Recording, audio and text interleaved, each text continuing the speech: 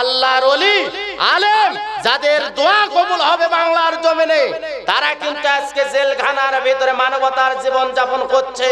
তবে একটি কথা রাজশাহীতে বলে যেতে চাই, যারা জেলখানার ভিতরে যে আলেমদের চোখের পানি ঝরতেছে, ওই চোখের পানি দিয়া বাংলার জমিনে একদিন কালেমার পতাকা উড্ডীন হবেই হবেই ইনশাআল্লাহ। এটা কেউ দাবায় রাখতে পারবে না, বাতিলদের যতই ষড়যন্ত্র হোক। কথা বলেন ঠিক না বেঠি?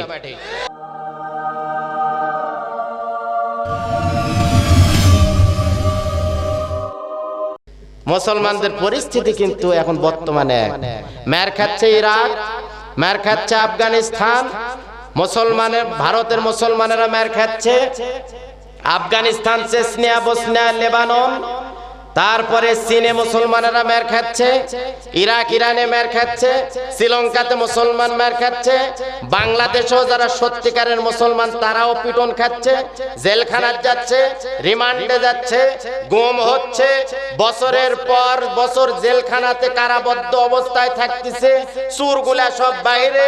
আল্লাহর ওলি আলেম যাদের দোয়া কবুল হবে বাংলার জমিনে, তারা কিন্তু আজকে জেলখানার ভিতরে মানবতার জীবন যাপন করছে।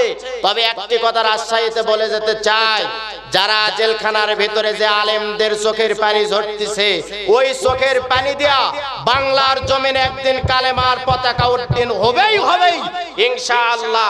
এটা কেউ দাবায় রাখতে পারবে না, বাতিলদের যতই ষড়যন্ত্র হোক। কথা বলেন ঠিক না বেঠি? ওই চোখের পানি কাজে লাগবে। দেখেন না, ডক্টর মিজানুর রহমান আজাহারি মাহফিলে যায়, 8 থেকে 10 লক্ষ লোকের জোয়ার বইছে। সুবহানাল্লাহ। কোন আল্লামা তারেক মুনার যে মাহফিলে যায়, লক্ষ লক্ষ লোক হয়। এটা ইসলামের বিজয়। এটা কোনো কিছু কৌশল দিয়ে, এটা ডেগার দিয়া, পিস্তল দিয়া, চাবুক দিয়া পিটা, বন্দুকের লল দিয়া গুতায় রিমান্ডে নিয়ে এটাকে বন্ধ করা যাবে না। কারণ আল্লাহর পক্ষ থেকে ইসলামের বিজয়টা আসবে কোথায় থেকে? আল্লাহর পক্ষ থেকে। এটাকে দাবানো সম্ভব না, কোনো চক্রান্ত, কোনো ষড়যন্ত্র করে কাজ হবে না। যেই হুজুরক জেলখানায় নিবেন তার পাওয়ার আরো বাড়া যায়। কি হয়? পাওয়ার বেড়া যায়। জেলখানার ঢোকার আগে যদি ওয়াজ মনে করেন 10,000 লোকে শোনে, জেলখানার থেকে আসার পরে তখন গণজোয়ার বয়ে যায় যে লোকটা নির্যাতিত লোক রে বা কারাবরণ করে আসছে। অবশ্যই। তবে একটা জেলখানার যাওয়ার একটা ঝড় চলতেছে। কিন্তু আমরা খালি মিষ্টি খাওয়া ভালোবাসি, লাচ্চা খাওয়া ভালোবাসি, এরপরে সন্দেশ খাওয়া ভালোবাসি, মাথার উপরে ফ্যান থাকলে ভালো হয়, এসি রুমের ভিতরে থাকলে ভালো হয়। কিন্তু দেখেন, শুধু কি মিষ্টি খাওয়া সুন্নাত? কথা কয় না। শুধু কি মিষ্টি খাওয়া সুন্নাত না? আল্লাহ রাসূল তায়েফের ময়দানে, ওহদের ময়দানে বুকের তাজা রক্ত জমিনে ঢেলে দিয়ে যে কালেমার পতাকাকে উড্ডীন করেছিল, সেই কালেমার পতাকাকে উড্ডীন করার জন্য আজ যদি ময়দানে ডাক দেওয়া হয়, জেলখানার তালা ভেঙে আল্লামা সাঈদীকে যদি আবার ময়দানে দেখতে চান, ও রাজশাহীর ভাইয়েরা, কে কে তৈয়ার আছো? 2 হাত তুলে আল্লাহকে দেখাও, আমি হাতটা দেখতে চাই। লিল্লাহি তাকবীর, লিল্লাহি তাকবীর। হাত নামা। চোরগুলা সব বোতাম খুলে ঘুরতেছে রাস্তায়, নামাজ নাই, রোজা নাই, ঘুষ, চাঁদা, দুর্নীতি, রাস্তার টাকা পায় 2 লাখ, কাজ করে 20,000। আছে না নাই? কথা কোন চামড়া উঠে গেছে রাস্তার। আমি যে রাস্তাতে আজকে আসছি বগুড়া থেকে নওগাঁ, কোন প্রসাব যন্ত্রণায় যদি কোনো মাকে নিয়ে যাওয়া হয়, রাস্তার মধ্যে ডেলিভারি হবে। কথা কয় না?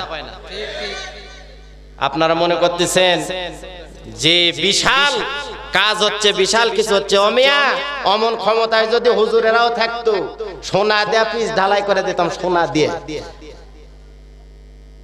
10 বছর 20 বছর ক্ষমতায় থাকলে করা যায়। কথা কন না? হ্যাঁ, চোর বাটপারের যুগ হয়ে গেছে, বুঝলেন? চোর এক চোর বলা হচ্ছে না, চোর এক চোর বলা হবে না। চুরি করতেছে দেখা যাচ্ছে, এরপরও চোর কওয়া হবে না যে না ওই আল্লাহর ওলি, ওই আল্লাহর ওলি, ওকে আল্লাহর ওলি কোলে গাই মেমতি থাকে। কি রে ভাই রে, এই বাস্তব কথা ছাড়া একটা কোনো কথা আমি বলবো না, বানানা কথা বলবো না, বাস্তব যে কথা সে কথা বলতেছি। যে এমনও কমিটির লোক দেখেন যে শুক্রবারে আসছে, ওর যে সিগারেট আছে ওর খেয়াল নেই, ধড়পড় করে এসে ঢুকেছে, ওযু করেছে কিনা পাও তো সাদা, এসে সহজ আচ্ছা ঢোকার পরে যে এমন পরিস্থিতি, ওর বন্দুক বলেছে যে ভাই রে এমন একটা কাজ হয়ে গেছে আজকে, নামাজের টেনশনে আমি বিড়ি লাই ঢুকছি মসজিদ, নামাজের মনে করেন টেনশনে ওই বিড়ি লাই ঢুকছে।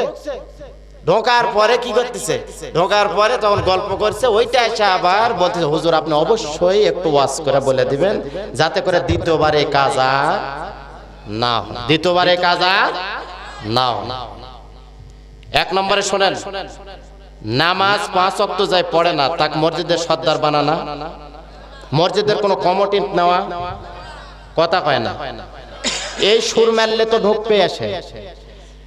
যে নামাজ পড়ে না 5 ওয়াক্ত, মসজিদের কোনো কমিটির মধ্যে নেওয়া যাবে না। সুদ করে মসজিদের কমিটি বানানো যাবে না। এখন বিষয় হলো যে কোন রকম সুদ ঘুষ জেনা ব্যভিচার অত্যাচার যেটাই করুক তাকে মসজিদের কমিটির ভিতর নেওয়া যাবে না। আমরা ওয়াজ করলে মসজিদে অনেক সময় আসে মঞ্চে আসে বলে হুজুর দেখে শুনে ওয়াজ করেন, দেখে শুনে করেন, আমি বললো যে তাহলে আপনি সুরিয়া বের করে দেন, বলেছে ওরা আমি পড়বে পারবো, কেরে তুই পড়বার পারবো না, তুই আসা হুজুর বলছে হুজুর দেখে শোনা ওয়াজ করেন, দেখে শোনা ওয়াজ করেন, চোখ লাল হয়ে গেছে গাঁজা খেতে খেতে, তুই আসা বলেছে দেখে শোনা ওয়াজ কর, সুর কোটকা দেখে শোনা ওয়াজ করবো। আমি বলবো যে সুরিয়াটা খালি বের করে দেন, আলে ইমরান না বাকারা না সুরিয়া, কোন সুরিয়া কয়া কেন? তো বললো যে এমন ওয়াজ করবেন যাতে করে কোনো সমস্যা না হয়। কোন ওয়াজ করবো রে ভাই? নামাজের ওয়াজ করলে কিছু লোক আছে বেজার, তারপরে ঘুষের ওয়াজ করলে কিছু লোক আছে বেজার, বিড়ির ওয়াজ করলে অধিকাংশ লোক বেজার।